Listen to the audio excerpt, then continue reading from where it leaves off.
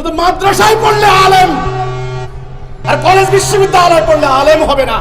তাহলে স্বীকার করলেন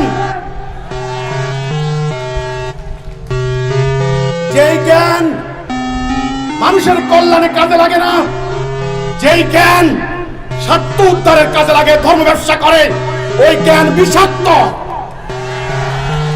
ওই জ্ঞান দিয়ে কিচ্ছু হবে না।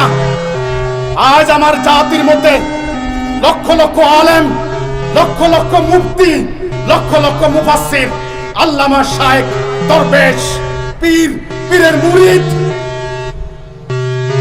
আমার জাতির মধ্যে কম আছে নাকি? 1 ইঞ্চি মাটি নাই। আল্লাহর বিজয়, একটা মুহূর্ত আমরা রক্ষা পাচ্ছি না। এখন আমাদের দরকার হচ্ছে একদল মুমিনের মুমিন। আমি দাঁড়িয়েছি মুমিন হতে এবং মুমিন মুমিনা বানাইতে।